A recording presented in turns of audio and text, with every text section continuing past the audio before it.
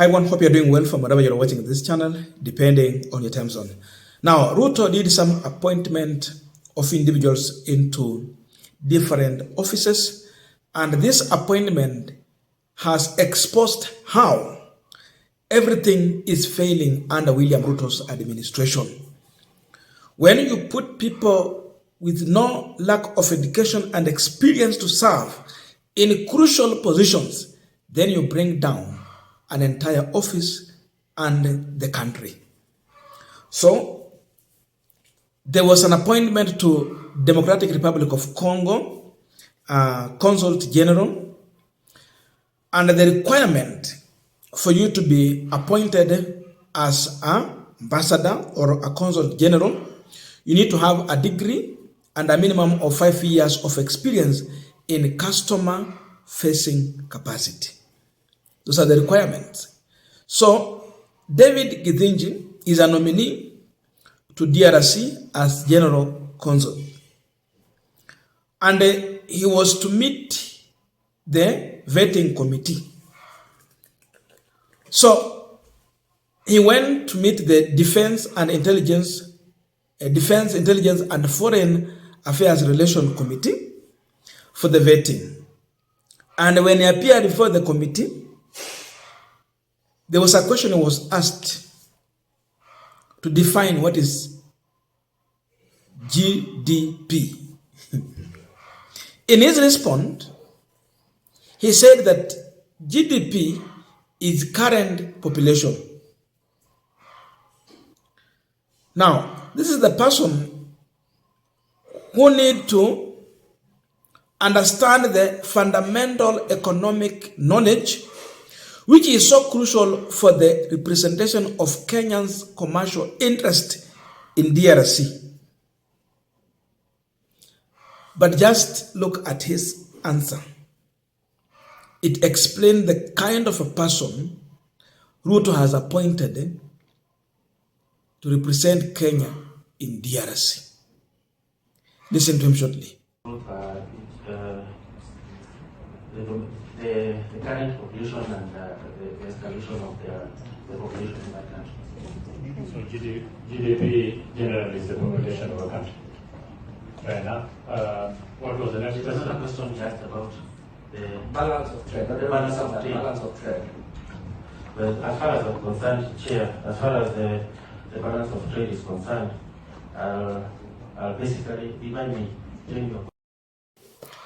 Now, with more interrogation in that vetting process, it was revealed that the highest qualification that Ruto's nominee had was finishing secondary school education, and the only job experience that he has is running a petrol station. We're talking about a petrol station attendant. Those are the qualifications that he has. And now he's being nominated to a very senior diplomatic position. Look at that. Nomination the Councillor General Inangungwa, the Democratic Republic of Congo. Now, Mr. Kiru, in your presentation and in your CV, the highest qualification you have reached was finishing secondary school at Inoro Secondary School. Yes, Chair. And the only job experience you have. No, don't respond. Just wait, Nobukeru, until we finish and then I will allow you to. So if you can mute your mic and then. The only job experience you've had is running a petrol station. And you have been nominated to a very senior diplomatic position in the Democratic Republic of Congo.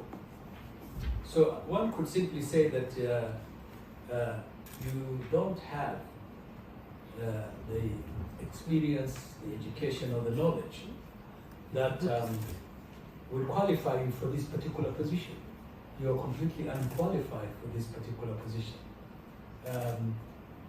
I don't know how you even ended up in the nomination list. It reminds me of one Rashid Ichesa, who unfortunately and mistakenly was appointed to our cabinet.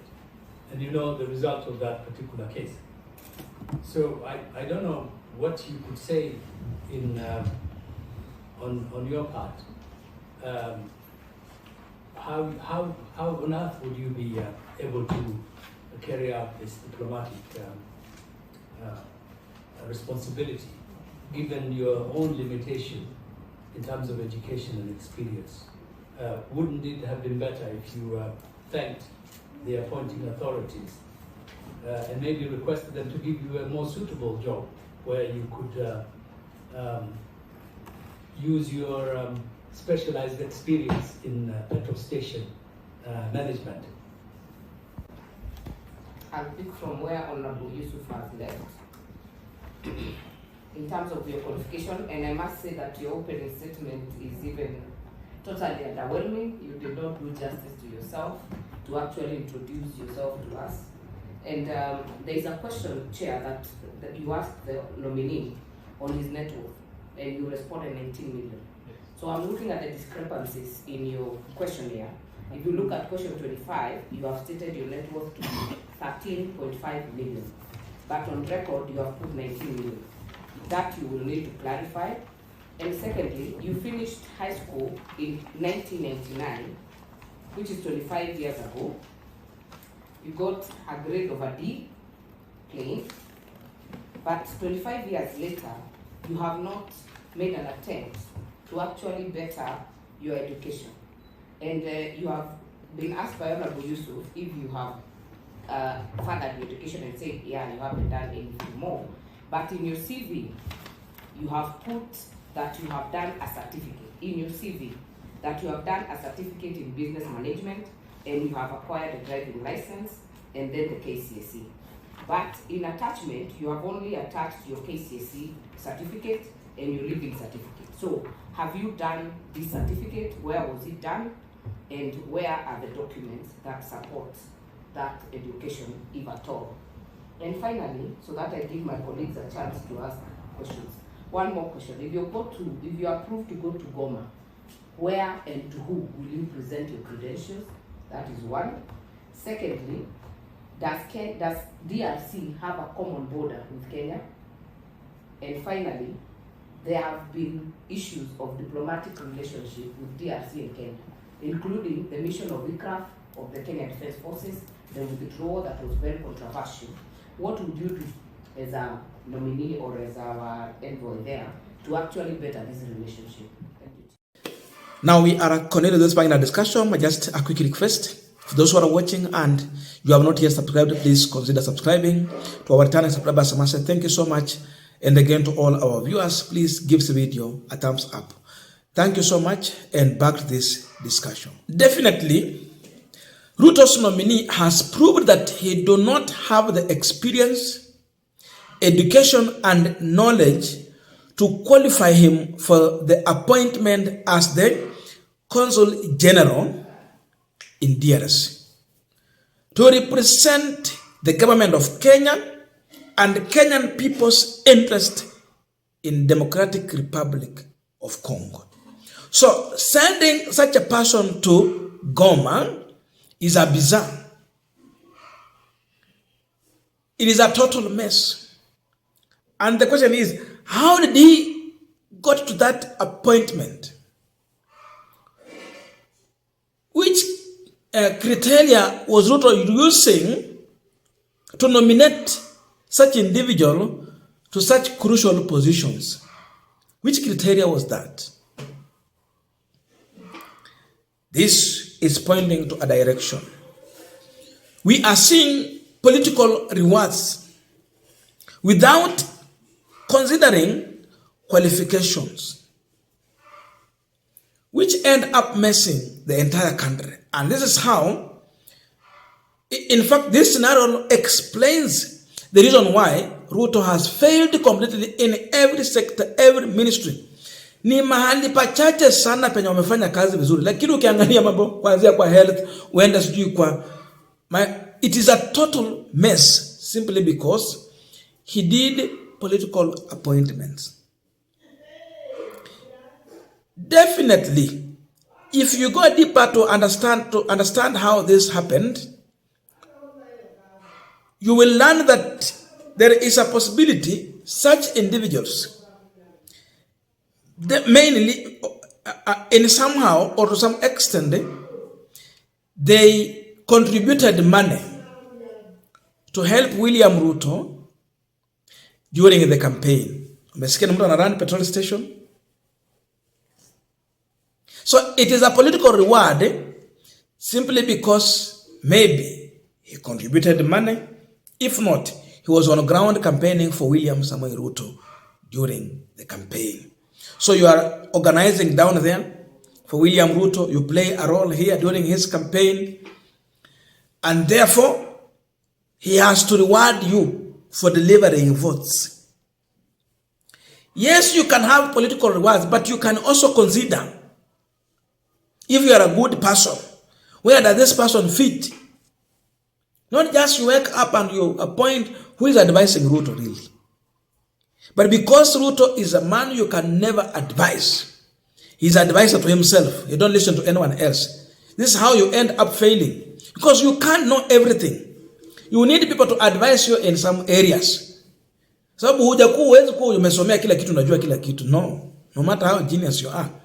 You need advisors. But when you decide to rubbish all the advice you get, this is how you end up. Mr. Right, he knows everything. So even if it's political rewards, peleka yeye mahali penye panatoshana na yeye. Kwa sababu watu walitoa pesa za campaign, and that tells you how Ruto ended up having Gachagua as his running mate.